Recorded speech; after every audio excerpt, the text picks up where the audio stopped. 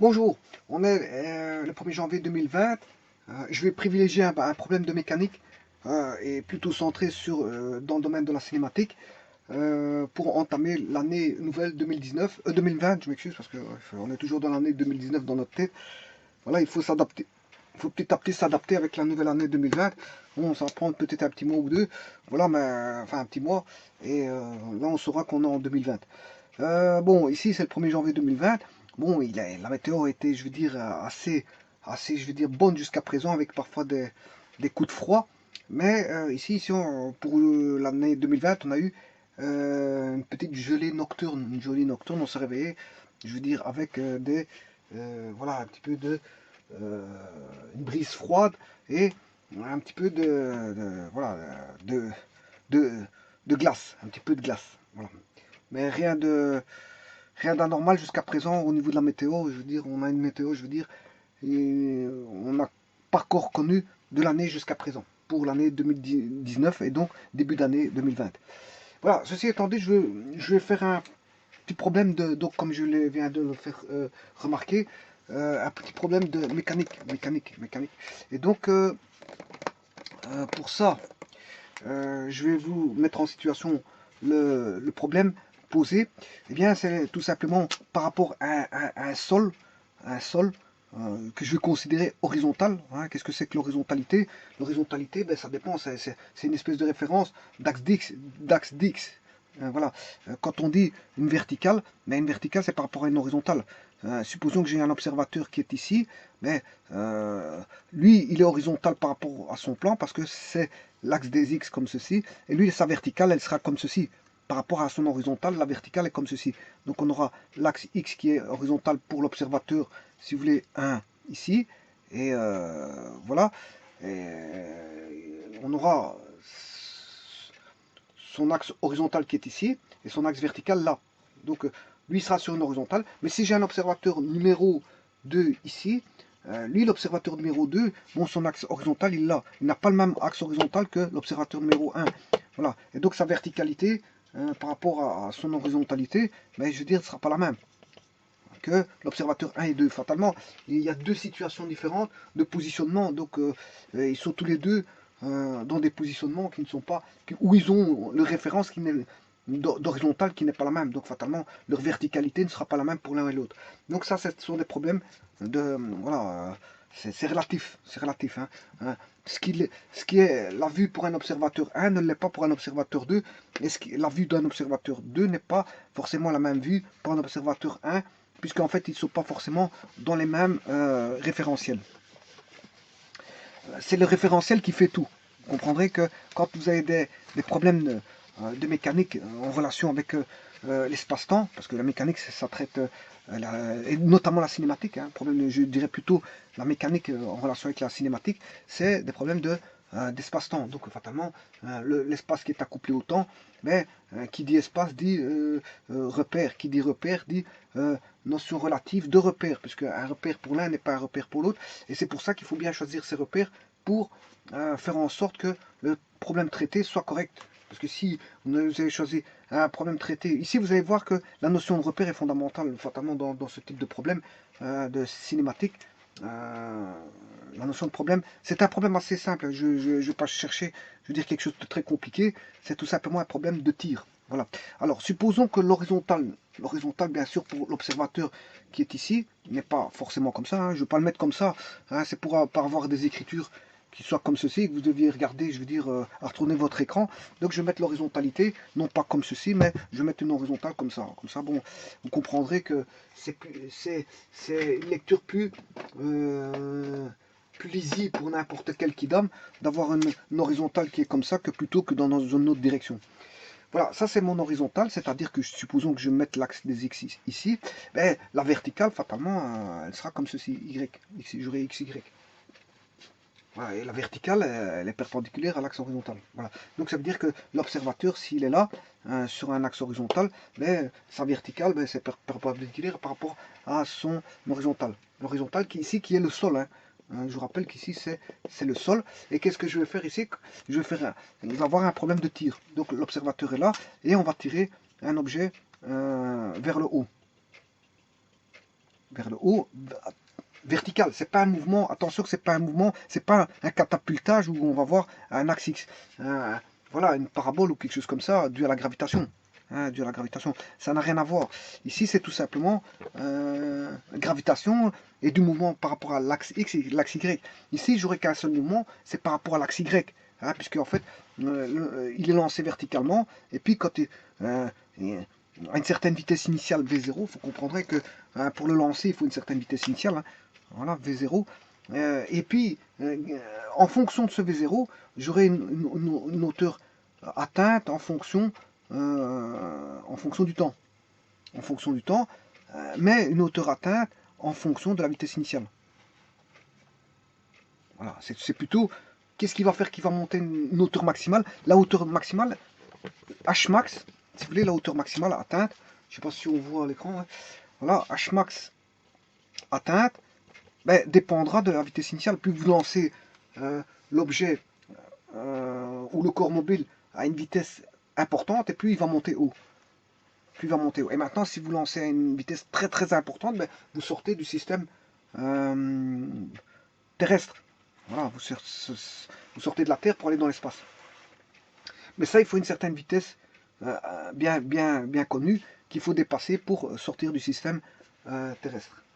Voilà, mais ça veut dire que la hauteur H sera dépendante de la vitesse initiale. Bon, je vous rappelle que ici, comme je n'ai pas besoin, c'est pas un mouvement qui est comme ceci, j'ai pas besoin de l'axe X, j'aurais besoin juste d'un axe Y. Voilà, de verticalité. J'ai besoin d'un mouvement vertical, qui sera sur une droite.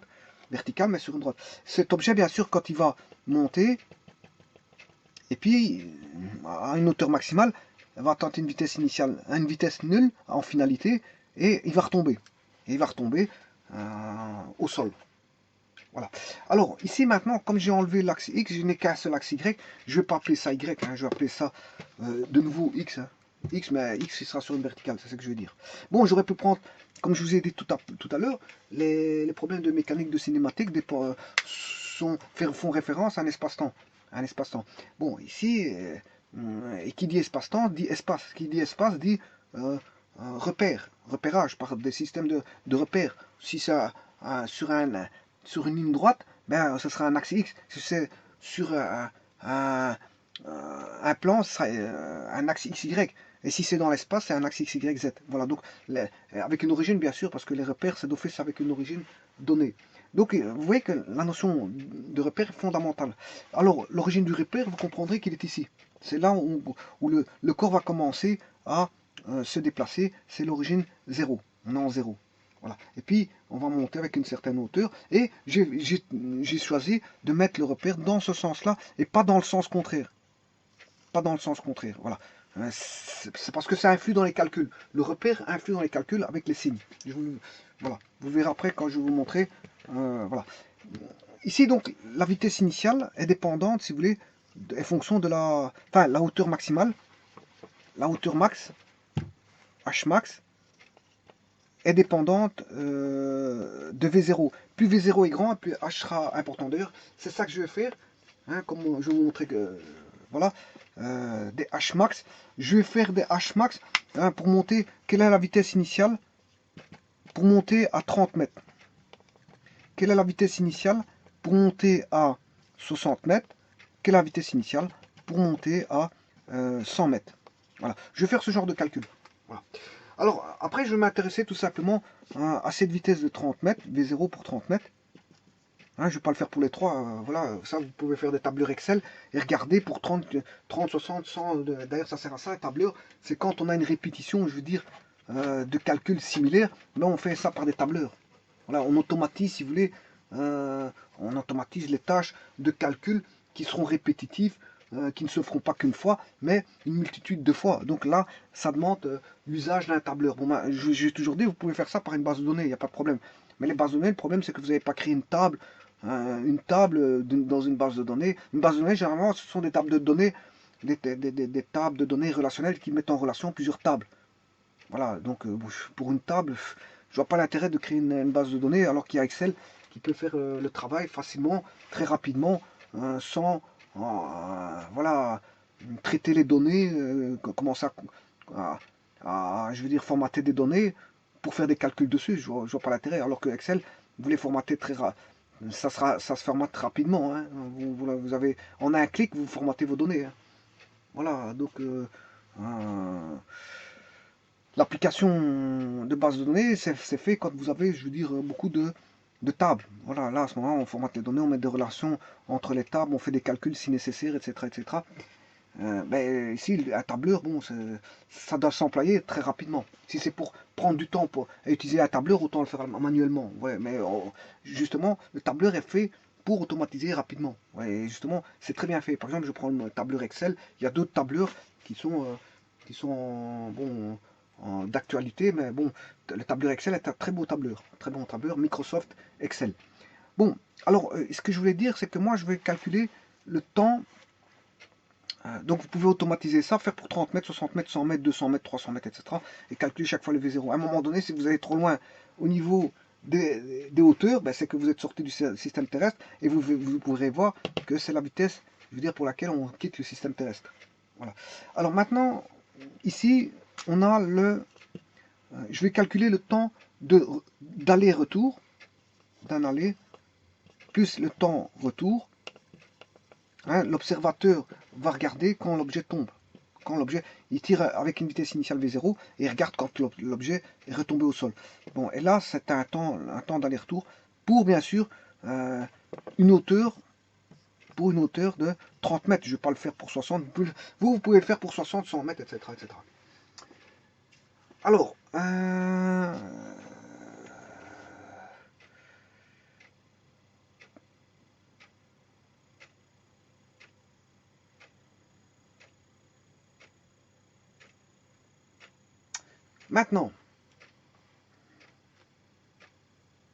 maintenant, il faut, quand vous faites des problèmes comme ceci de cinématique, quand on vous pose des questions comme ceci, mais la première chose à savoir, c'est de savoir quel type de mouvement vous avez à faire.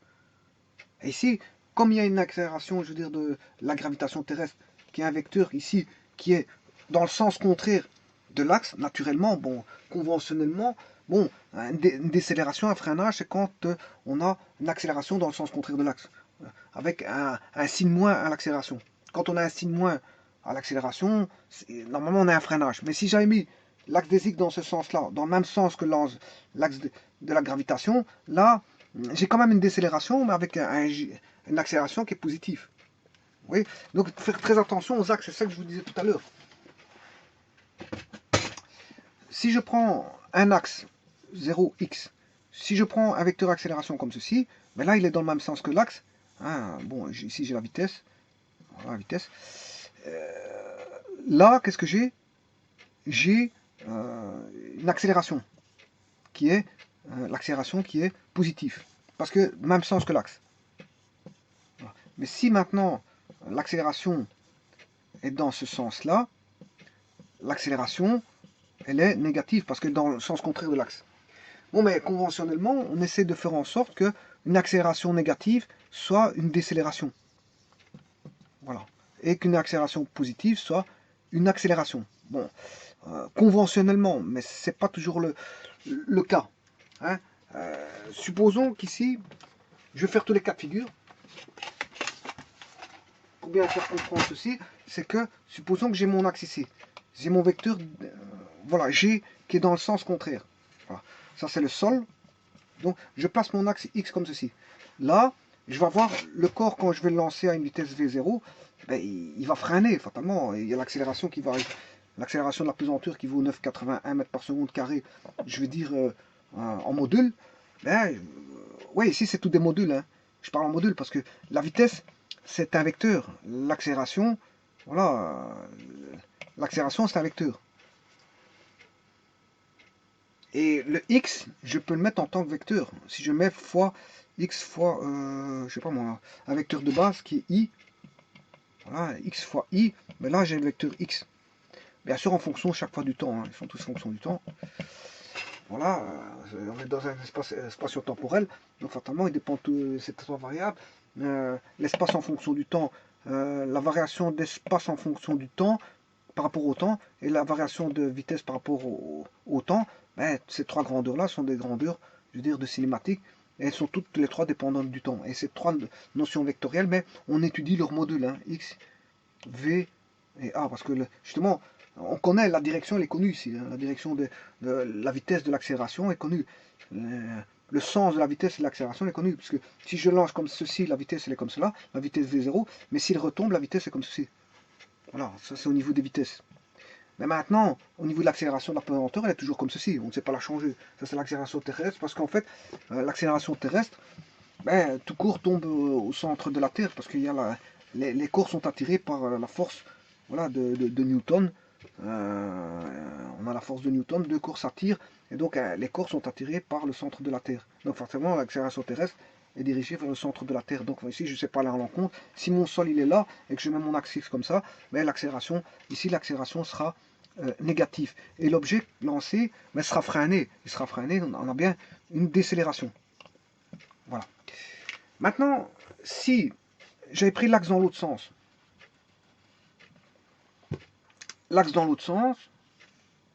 comme ceci, voilà. Là, à ce moment-là, j'ai l'accélération qui est dans le même sens que l'axe, donc elle est positive, mais j'ai quand même une décélération, ça ne change rien. C'est ça que je veux dire. Voilà, c'est ça que je voulais faire comme intervention, c'est que d'après l'axe, c'est toujours une décélération qu'on a ici, puisque le corps monte, il va être décéléré, sauf quand le corps va retomber. Oui, quand le corps va retomber, ça c'est quand il monte. Hein. Les deux là, c'est quand V est positif. Voilà, c'est-à-dire quand le corps il monte. Maintenant, je vais faire la même chose, donc j'ai pris ceci. Maintenant, je vais prendre celui-là. Je vais prendre celui-là. Qu'est-ce que je peux dire? Si l'axe il est comme ceci,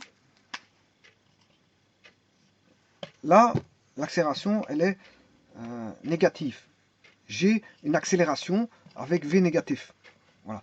Maintenant, si j'avais pris l'axe dans l'autre sens, comme ceci,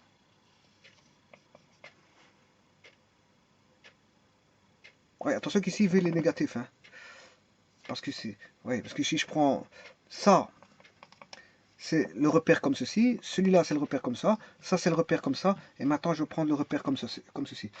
Donc ici, lui, la vitesse est négative parce que dans le sens, non, positif parce que quand il retombe, je vais recommencer parce que j'étais un peu trop vite. Je vais faire tous les cas de figure d'ailleurs, hein, comme ça vous allez bien comprendre. J'étais un peu trop vite.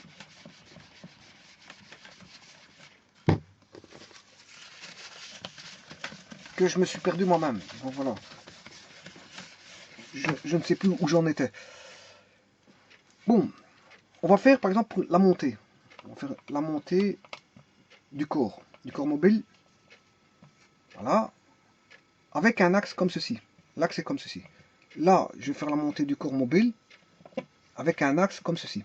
Puis je vais faire la descente du corps mobile avec un axe comme ceci. Et la descente du corps mobile avec un axe comme ceci. Voilà, là c'est clair et net.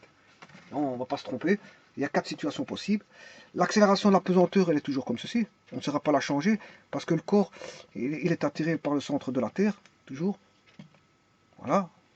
Alors, ici, le problème, quand vous lancez un corps, ben, il y a un freinage qui se fait. Ben, sauf si vous avez lancé trop, avec une vitesse initiale trop importante, qu'est-ce qui se passe? Ben, il va sortir du système terrestre. Bon, ici, comment est la vitesse? La vitesse, ici, elle est positive parce que dans le même sens que l'axe, la gravitation, elle est comment? Ben, négative dans le sens contraire de l'axe. Et là, on a une décélération. Décélération parce que quand vous lancez, l'accélération de la pesanteur va freiner le corps. Donc, il y aura une décélération. Ici, qu'est-ce qui va se passer? Le V, on est toujours en montée du corps.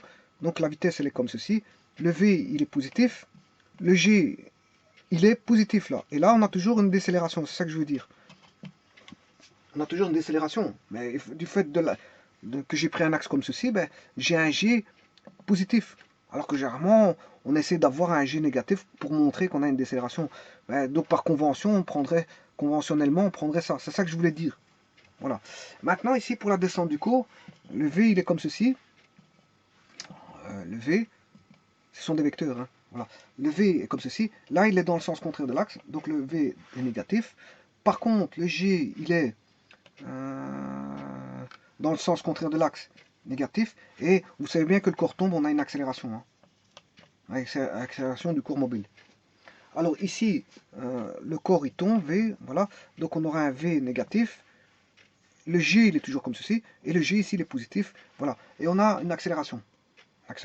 Or, moi j'aurais pris l'axe ici conventionnel, où quand vous avez un G négatif, ben, vous avez une décélération, ça montre que vous avez une décélération. Ça, c'est mieux de prendre celui-ci. Bon, d'autres feront ça, mais on aura... voilà, ça voudrait dire qu'ici, pour un G positif, vous avez une décélération, alors que pour avoir une décélération, il faut un G contraire, un G négatif. Voilà. Alors ici, là, c'est pour la même chose ici. Je prendrai conventionnellement, pour avoir une accélération, il faut un G positif. G positif. Donc je prendrai cet axe-là. Voilà. Bon, mais n'allez pas croire que je vais changer le problème d'axe pour le problème. Hein. Je vais pas changer de... Je vais garder qu'un seul axe. Je vais garder qu'un seul axe. Voilà, vous comprendrez que je prendrai qu'un seul axe, que celui-ci. Je ne vais pas commencer à changer d'axe en fonction de mon problème. Voilà, donc je garde qu'un seul axe et tout sera fait pour que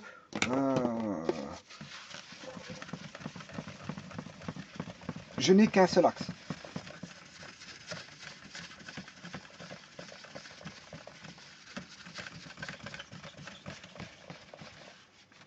Alors, maintenant, on en revient. Ça, je peux effacer. Maintenant, j'espère que c'est clair au niveau de... vous comprendrez que c'est l'axe.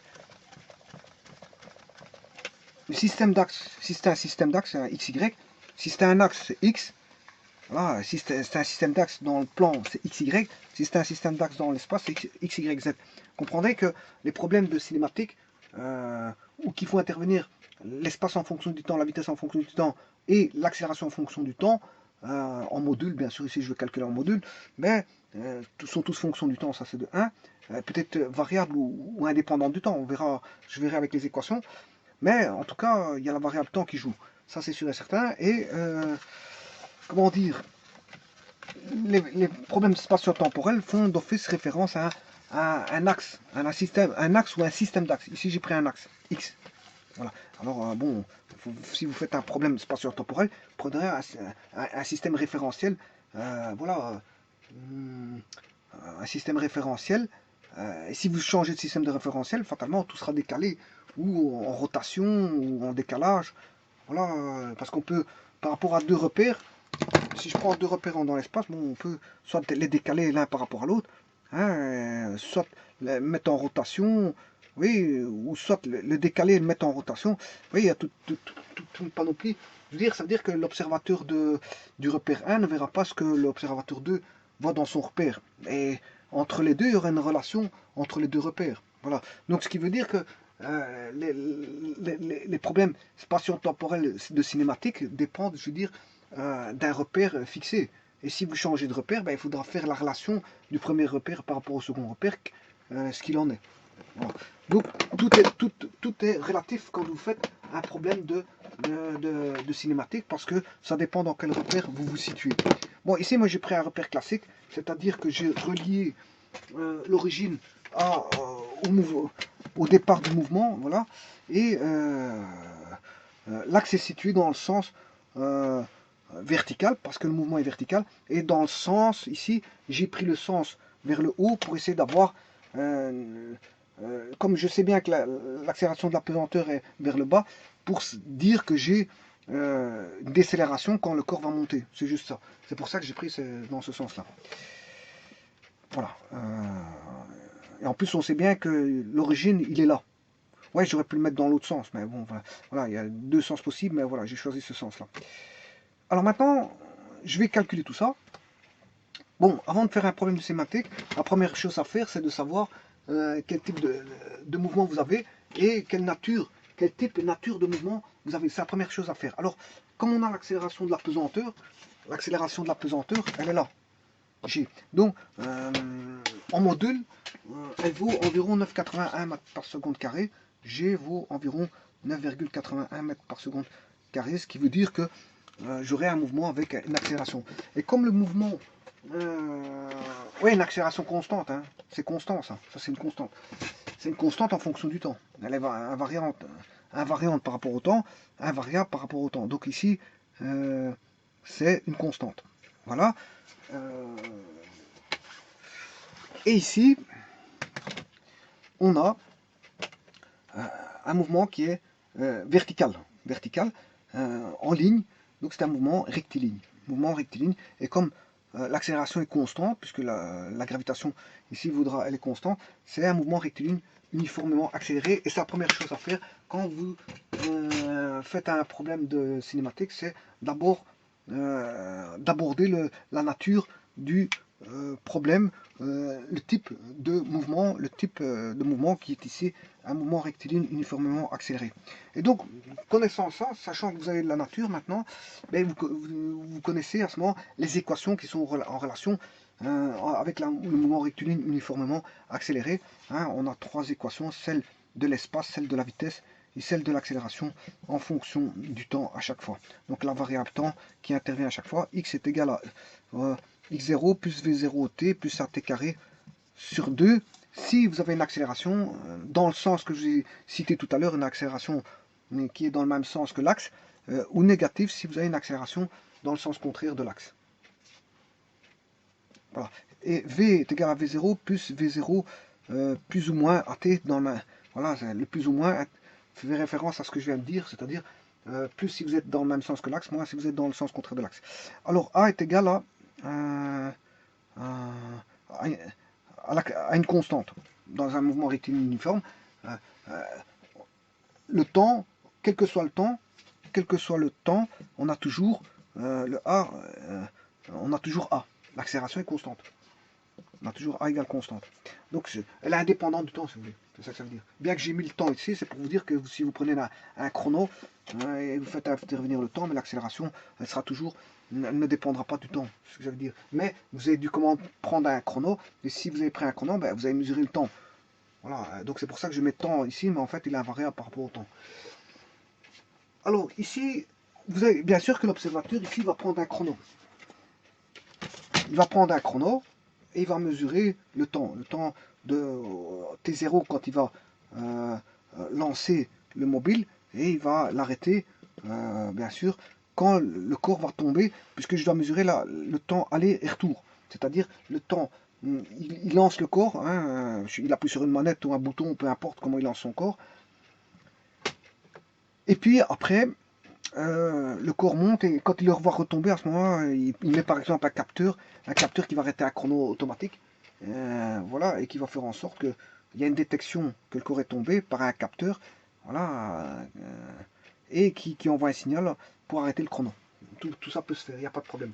Donc ici, il y aura un temps aller et un temps retour. Voilà. Donc le système informatique qui est implanté avec des détecteurs, ben, va permettre de faire ça automatiquement. Hein. On lance l'objet, ben, hop, il lance le chrono automatiquement. J'ai bien dit automatiquement, il n'y a pas besoin d'un chrono d'être humain où on appuie sur un bouton, parce que là déjà le fait d'appuyer sur le bouton, vous allez avoir un temps qui va être mis, alors que l'électronique c'est justement ça. L'électronique c'est justement un temps très rapide, puisque les informations circulent, les informations aussi bien de data, de données, ou les informations de, comment on appelle ça, de signaux analogiques, ben, je veux dire, sont à la vitesse de la lumière. Donc bon, c'est pas vous qui allez appuyer, le temps d'appuyer, il y a déjà un temps delta t qui est assez long, que l'informatique, lui, ou l'électronique, je veux dire, aura déjà pris un certain temps déjà un certain temps d'actionnement, alors que vous, c'est longtemps après que vous aurez actionné, parce que, je veux dire, l'électronique est plus rapide que l'appui d'un doigt d'un être humain sur sur une touche. Voilà, donc on utilise l'électronique justement pour la rapidité des signaux. Hein. La rapidité des signaux et le traitement rapide des signaux. Sinon on n'utiliserait pas l'électronique si ce serait très long. Voilà. Ici, qu'est-ce qui se passe? Donc on détecte le temps d'aller-retour du corps, et on va calculer tout ça. Donc là, maintenant, il faut que je mette par rapport à cette situation-là, ben, la loi de la cinématique que vous voyez ici en numéro 1. On sait bien que l'accélération ici, elle vaut G. L'accélération. Je calcule tout en modules. Hein. On sait bien que c'est des vecteurs, mais ici c'est tout les modules. C'est les modules qui m'intéressent parce que les directions je les connais, les sens je les connais. Donc moi je calcule en modules. Voilà. X, c'est pour ça que je ne mets pas ceci. Il n'y a pas de vecteur. Hein. C'est pas un vecteur. Bon, c'est un vecteur, mais c'est le module qui m'intéresse, rien d'autre. Ici, je vais calculer donc le module de l'espace, le module de la vitesse, le module de l'accélération. Je vous rappelle que si je devais faire le module de I, enfin le vecteur X, ce serait ça, X fois I. I étant un vecteur de base. Bon, ben, je vais pas aller jusque-là. Voilà, ce qui m'intéresse, c'est le module. X est égal plus. Voilà. Et comme on sait bien qu'on a une accélération, quand le corps va monter, on a un freinage. Donc, comme j'ai bien situé le G négatif par rapport à l'axe pour avoir le freinage de la décélération, j'ai bien mon axe qui est comme ça et l'accélération qui est comme ça. Donc, ici, j'ai bien un freinage stipulé par une accélération négative. Donc, il n'y a pas de problème. Je suis dans un repère conventionnel. Il n'y a pas de problème. Voilà. Donc, ici, l'accélération est négative. Et ici, comme l'accélération est négative ici aussi. Alors l'accélération qui est constante ici, vous savez que c'est 9,81, c'est G, que je vais mettre par G. Un G qui vaut environ 9,81 mètres par seconde carré qui est constant. Donc ici, si j'adapte à ma situation ici, mais les équations vont s'écrire GT et GT carré. Voilà. Alors, maintenant, je vais rechercher la vitesse initiale pour monter à 30 mètres. Bon, la vitesse initiale, c'est une condition initiale. 30 mètres, ben, c'est la hauteur maximale atteinte c'est une condition finale. Donc, avec une condition initiale, avec des conditions initiales et les conditions finales, je vais pouvoir retrouver, si vous voulez, l'expression de la vitesse en fonction de la hauteur et adapter pour 3 hauteurs différentes. Parce qu'on sait bien que la hauteur est dépendante de la vitesse. La hauteur maximale est dépendante de la vitesse. Alors, ici, la condition initiale, ici, x0, il vaut 0. 0 vaut 0. Donc 0 ici va tomber. Alors la condition finale, ici, le xt en finalité, ben, il vaut h, h max. H max. Bon, oui, je vais faire h max. H max que je vais appeler h. Hein. Que je vais appeler h max. Oui, je vais laisser comme ça.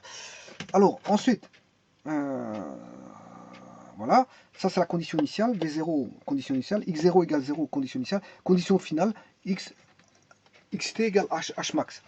Alors ici, en condition finale pour la vitesse, condition initiale de la vitesse, V0, et en finale, en condition finale de la vitesse, il est complètement freiné, c'est-à-dire qu'il a l'arrêt. À un moment donné, il va monter très vite pour aller à une vitesse de moins en moins vite, et pour s'arrêter, pour avoir une vitesse nulle. Donc la condition finale ici, elle vaut 0. Voilà. Et l'accélération vaut G. Donc voilà. Donc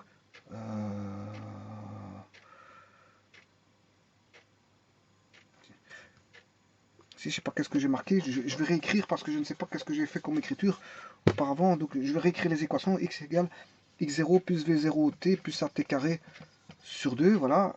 Et la vitesse égale v0 moins at. Et ici c'est un moins. Voilà. Et ici l'accélération vaut g. Voilà. Donc c'est ma première équation, ma seconde, ma troisième. Je sais pas qu'est-ce que j'avais marqué auparavant. C'est pour ça que comme j'ai effacé, je sais plus ce que j'avais marqué. Peut-être une bêtise. Voilà. Condition initiale. Condition initiale x0, il vaut 0. Voilà.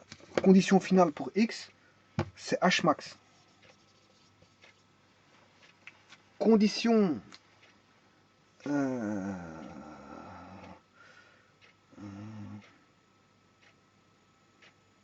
condition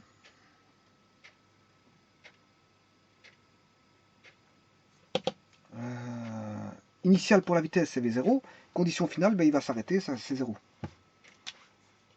Voilà, et A vaut G.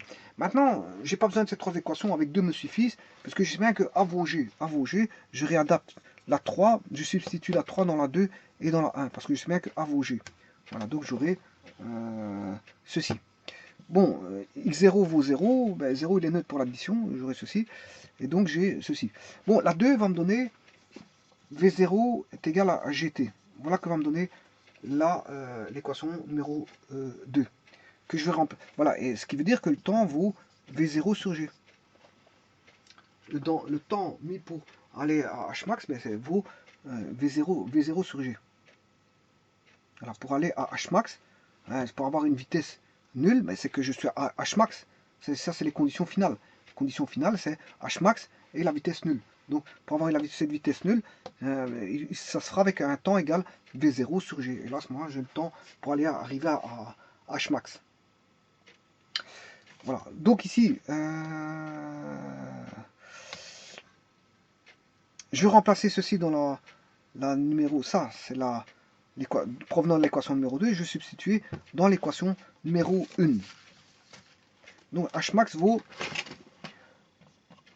V0t moins gt carré sur 2, avec t qui vaut V0 sur g, moins g avec t qui vaut V0 sur g, le tout carré. Voilà, parce que t vaut V0 sur g, et je substitue le temps ici dans l'équation 1 pour avoir ceci. Alors là, j'ai Hmax.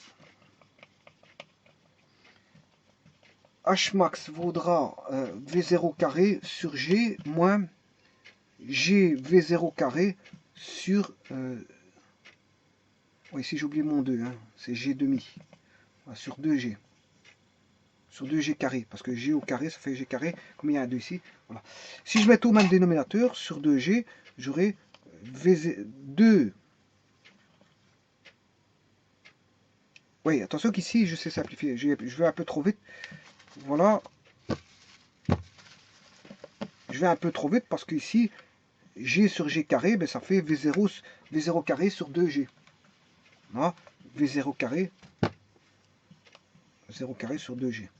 Ce qui veut dire que j'ai 2V0 carré moins V0 carré, le tout sur 2G. Voilà. Et 2V0 moins V0, ça fait V0. Donc Hmax vaudra V0 carré moins 2V0 carré moins V0 carré sur 2G, ce qui veut dire que j'ai V0 carré sur 2G. Voilà. Donc je réécris ça ici. Hmax égale V0 carré sur 2G. Voilà. Donc V0 carré est égal à 2G Hmax. Ce qui veut dire que V0 est égal à racine carrée de 2G Hmax. Voilà. Vous voyez que le V0 va dépendre de la hauteur maximale atteinte. C'est la hauteur maximale atteinte qui va faire en sorte que j'ai une vitesse initiale, je veux dire, donnée. Bon, alors maintenant, vous pouvez calculer, mettre cette formule-là sur un tableur, la formule que je viens de vous montrer, et calculer pour différentes hauteurs dans un tableur, comme je vous l'ai dit tout à l'heure.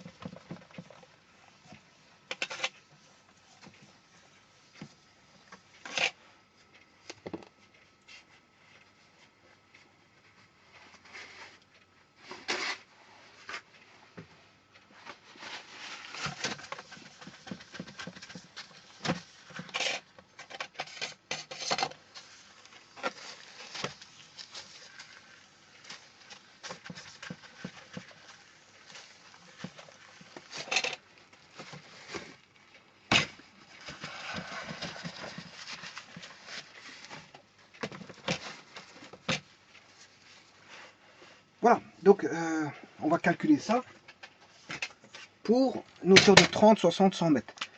Donc V0 est égal à racine carrée de 2G Hmax. Alors, je peux, pour aller vite, pour la simplification des calculs, c'est racine carrée de 2G qui est une constante, pour racine carrée de Hmax. Voilà. Alors, racine carrée de 2G, je vais le calculer tout de suite.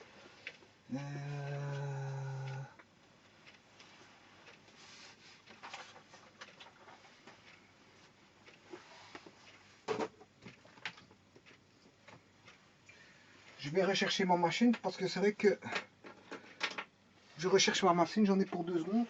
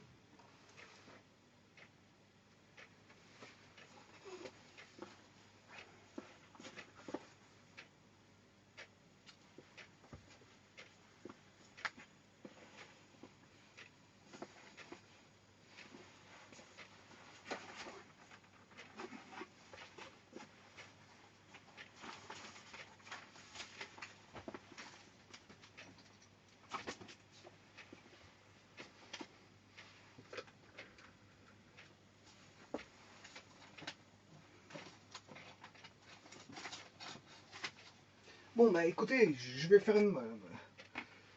faire le calcul par l'intermédiaire, je veux dire, de l'ordinateur, parce que c'est vrai que bon, je ne vois pas où se trouve ma machine calculée. Donc bon, je la chercherai pour la prochaine vidéo. Simplement, bon, ça c'est un problème, voilà, un petit peu technique. Je n'ai pas prévu, je veux dire, de préparer ma machine. Voilà. Enfin bref. Ici, ce que je vais faire, je vais calculer donc racine carrée de 2g et racine carrée de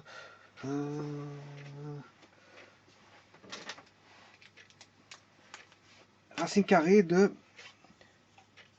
je vais le calculer pour 30 mètres, 60 mètres et 100 mètres.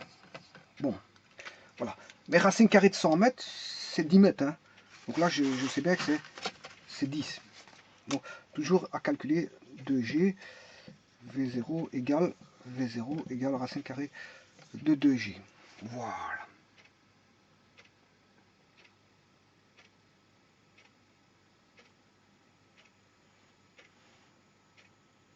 Voilà. Ça, je le calculerai après. Voilà. Comme ça, vous savez comment, déjà, on calcule pour 60, voilà, V0 pour 60, 30 mètres, 60 mètres. Voilà, je calcule en mètres par seconde, puis je mettrai en kilomètres-heure par après. Bon, mais en attendant, je vais calculer aussi, enfin, je vais mettre la formule avant d'entamer les calculs de quoi que ce soit. Voilà, je vais calculer le temps aller-retour. Le temps aller-retour. Voilà. Alors, pour ça, je vais calculer le temps aller. Et la loi de la montée va être la même chose que la loi de la descente. Hein. C'est voilà, c'est la même loi. C'est-à-dire que je vais reprendre ceci. Pour les MRUA, on a x égale x0 plus v0 t moins at carré sur 2. Je prends qu'une seule loi, hein, voilà, je prends que celle-ci. Et vous allez voir qu'elle sera symétrique dans le sens où voilà, il n'y a pas besoin de remettre un axe dans l'autre sens et de cogiter sur, je veux dire, voilà. La loi là sera valable pour la montée que pour la descente, sur le même axe. Voilà. Alors, on aura la vitesse qui vaut V0 moins AT. Voilà. Alors, le X0, il vaut 0. Donc, la loi, elle est ici. V0 moins AT carré sur 2. Voilà, et là, le V égale V0 moins AT. Donc, le V0, il est connu maintenant. Hein.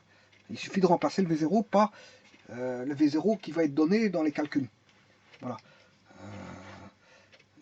Et le temps, je pourrais le tirer à partir de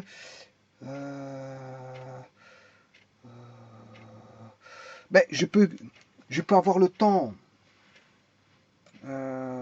pour la montée, pour arriver à Hmax, là on a vu que c'était la vitesse finale, en condition finale, elle vaut 0. Donc j'aurai 0 égale vitesse initiale moins AT, moins GT, parce que ici c'est vrai que le A il vaut G, moins GT, donc V0 égale GT. Donc pour avoir le temps, il suffit de faire V0 sur G, et là vous aurez le temps pour avoir la hauteur max. Le temps pour avoir la hauteur max.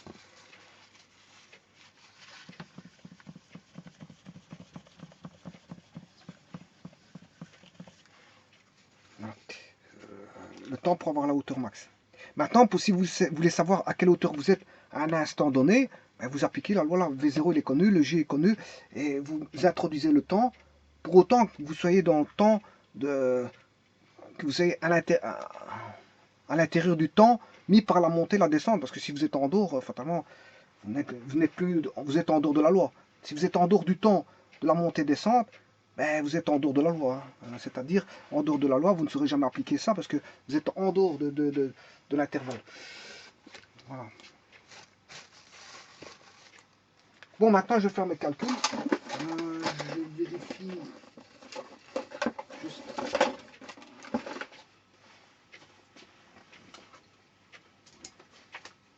Voilà, je vais faire appel à la machine sur mon ordinateur. Pour calculer, on va d'abord calculer ceci.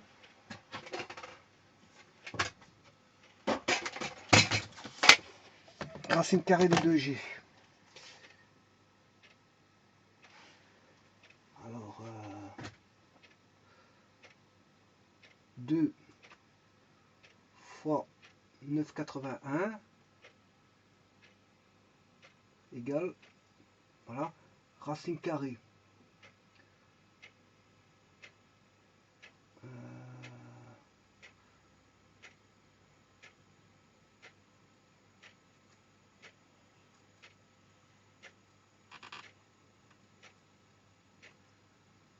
Voilà, 4,42. L'ordinateur me donne 4,42 pour ceci, pour racine carrée de 2G. 4,42. Voilà, 4,42, 4,42.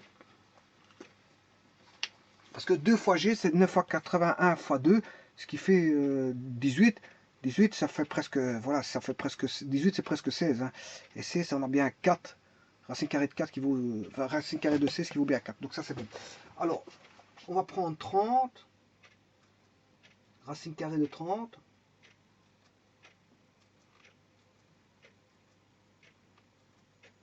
« 5,48 en gros. 5,48 environ. Je vais prendre racine carrée de 60, c'est un 60 mètres.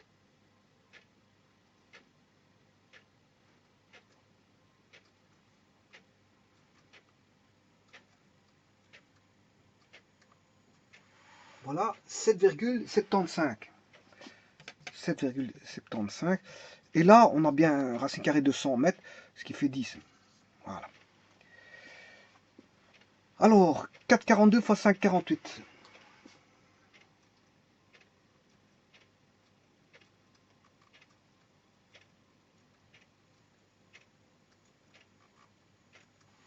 24,22. 24,22 mètres par seconde ici. Hein. Voilà. 24,22 mètres par seconde. Alors, 4,42 fois 7,75. 4,42 fois 7,75 égale 34,26. 34,26 mètres par seconde. Et le dernier, 4,42 fois 10, mais là c'est juste fois 10, c'est 44,2. Hein. Bon, là, il n'y a pas besoin de machine à calculer. Voilà. Alors, ça c'est en mètres par seconde. Je vais le mettre quand même en km/h.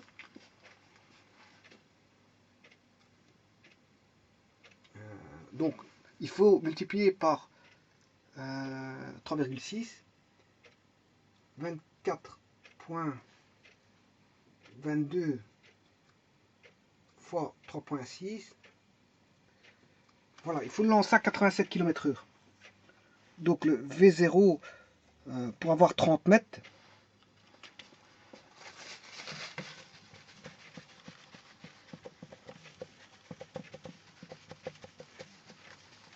le V0 à 30 mètres, à une hauteur max bien sûr, hein, au 30 mètres c'est la hauteur max. Hein.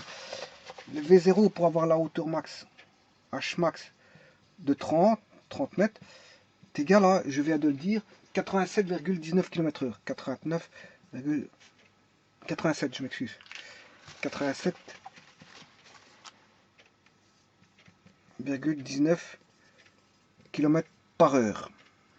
Ensuite, il y a la vitesse initiale pour une hauteur maximale de, on a calculé pour 60 mètres, et le V0 pour une hauteur maximale pour une hauteur de 100 mètres. Voilà, donc 87 km/h pour monter à 30 mètres. Bien sûr, on néglige les frottements. Hein. Bon, vous comprendrez que bon, c'est des conditions théoriques. Ça. 34,26 fois 3.6. 123,34. 123 km/h, 34 km/h. Alors pour lancer à 100 mètres, 44,2. 44.2 fois 3.6 égale 159,12 159,12 km/h. Voilà. Donc vous voyez qu'on est presque, pour me lancer à 100 mètres, il faut au moins 160 km/h. 159,12. Voilà, 160 km. Bon. Ça c'est les hauteurs, différentes hauteurs. Maintenant, je vais calculer le temps. Maintenant, je vais m'intéresser à celui-ci. Hein. Le temps aller-retour pour une hauteur de 30 mètres. Voilà. Alors, le temps pour aller à 30 mètres, mais à 30 mètres, j'ai une vitesse de V0 de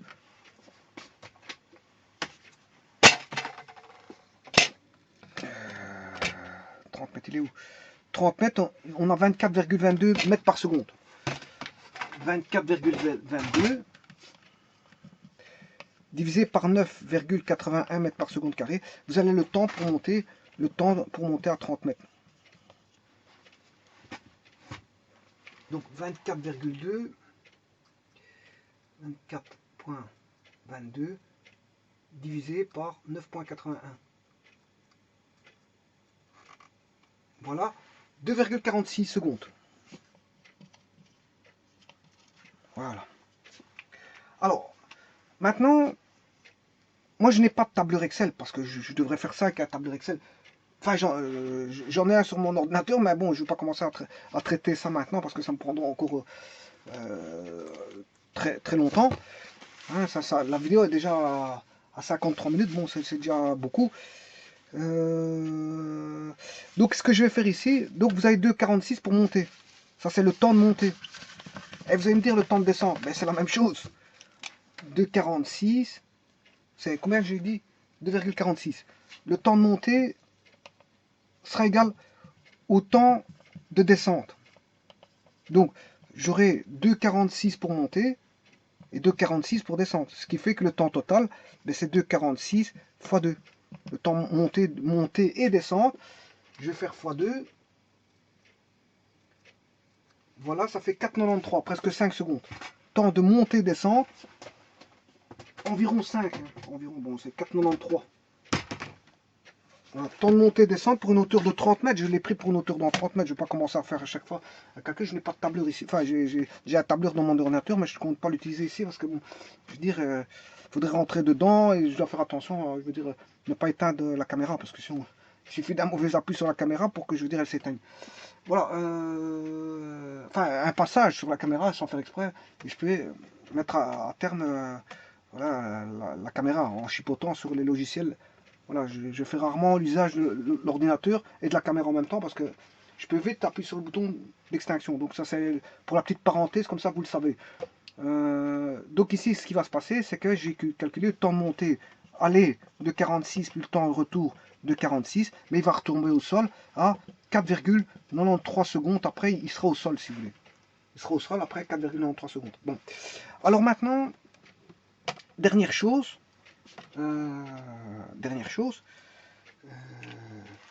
Ceci, j'en ai plusieurs. Vous savez que la vitesse de 87 km/h, de 123 et 160 km/h pour différentes hauteurs. Bon. Je n'ai calculé que le temps aller-retour pour une distance de 30 mètres. Alors maintenant, je vais faire la loi. La loi avec V0, qu'elle soit pour V0 égale n'importe quel kilomètre-heure, la loi sera la même. C'est une loi qui sera comme ceci. Donc elle est x égale V0, c'est cette loi-là. Et ça, c'est une parabole. Hein. En fonction du temps, c'est une parabole. Et c'est une parabole qui est avec un coefficient, on va dire, qui a une concavité non pas comme ça, mais comme ça. Pourquoi? Parce que on a un moins. Quand on a un moins, la concavité est tournée vers le bas. Quand on a un plus ici, on a la concavité qui est tournée vers le haut. Ça, il faut étudier les paraboles, vous verrez pourquoi.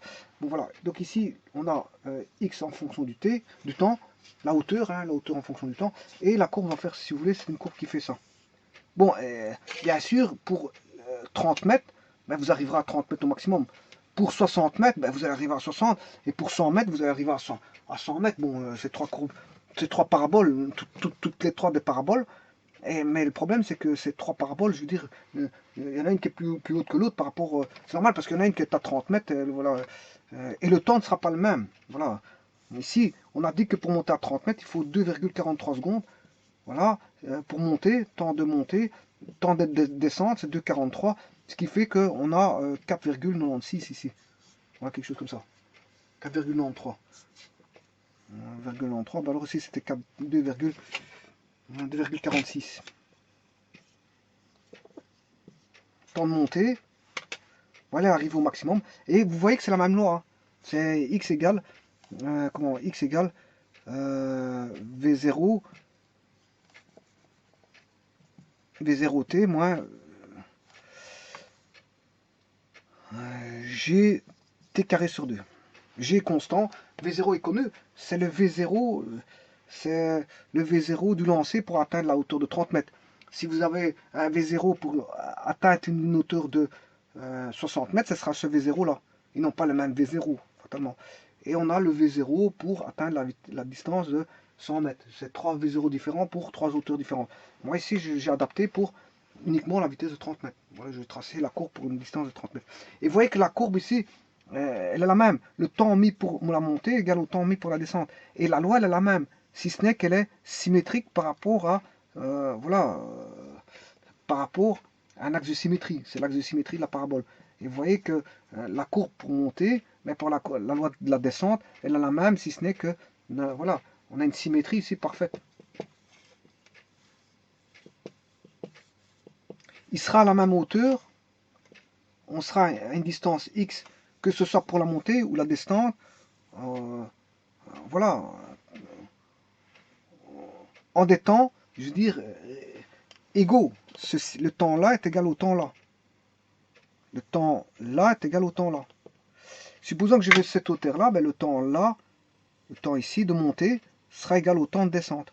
Et la somme des deux, ceci plus ceci, ce temps là va me donner le temps de montée et descente pour la hauteur là. Voilà.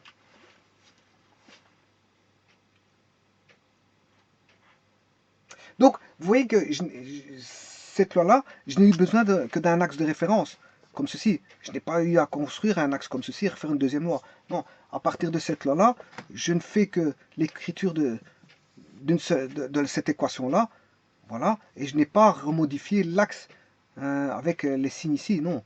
Je fais qu'une seule loi qui va faire la montée, la descente. Parce que la loi de la montée est égale, elle est la même que celle de la loi de la descente, si ce n'est que ici, l'origine de la hauteur en montée, c'est 0, et la hauteur maximale en montée sera Hmax. Par contre, ici, la condition initiale, ici, c'est x égale 0, par rapport aux références, à la référence fixée, parce que j'ai pris l'origine O quand on a le point de départ de l'objet, point de départ de l'objet, j'ai pris 0. Voilà. J'ai pris 0. Attention qu'ici, c'est x de t. Hein. Voilà, c'est x de t hein, sur un axe vertical. Alors que là, c'est x en fonction de t. Là, ça n'a rien à voir. N'allez pas voir. Et ici, c'est pas un mouvement parabolique. Hein, ça n'a rien à voir. Ça, c'est la hauteur, le temps mis pour avoir une certaine hauteur. Voilà. Là, c'est tout simplement la hauteur en fonction du temps, mais c'est un mouvement vertical. Pas confondre les deux. Voilà. Ici, qu'est-ce que je voulais dire, c'est que la condition initiale pour monter, c'est x égale 0. La condition finale, c'est h max en montée. Voilà. Mais la condition ici,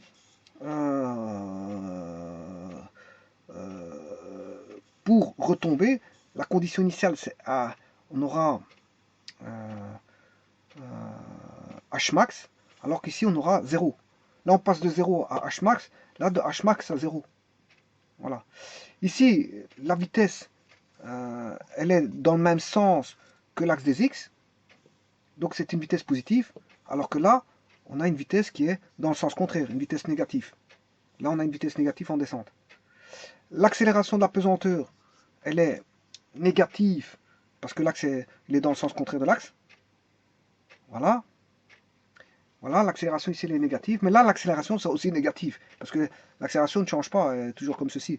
Donc voilà, ce qui va changer c'est le sens de la vitesse. La direction de la vitesse est la même, la direction de l'accélération est la même, que ce soit en montée ou en descente. Voilà, mais le sens de la vitesse en descendant il sera négatif. En descendant la vitesse sera négative. Là la vitesse elle est positive parce que dans le même sens que l'axe, dans le même sens que l'axe ici. Et là la vitesse dans le sens, on a un corps qui descend. Le corps qui descend, donc la vitesse est dans le sens contraire de l'axe, donc la vitesse est négative ici. L'accélération, elle est toujours négative parce que ce soit en accélération ou en décélération, l'accélération ici, elle est dans le même sens, et nous, elle sera toujours dans le même sens. Donc voilà. Et ici, on va de 0, condition initiale de 0 à h max, à la condition finale h max. Là, on va de la condition initiale de h max à h... à 0. H max à 0. Voilà.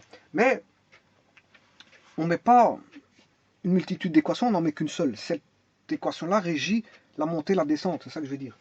La loi de la montée et la descente est régie par l'équation-là. Je parle de la hauteur. Hein. La hauteur, l'équation de la hauteur en fonction du temps est régie par une seule équation.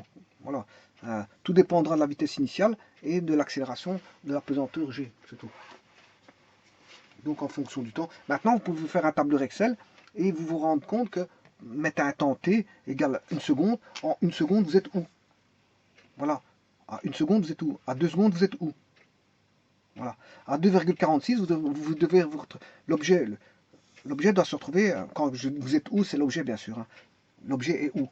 Quand on est à 1 seconde, si vous calculez avec un tableur Excel, à 1 seconde, où se trouve le corps, à quelle hauteur? Après 2 secondes, où se trouve-t-il à quelle hauteur?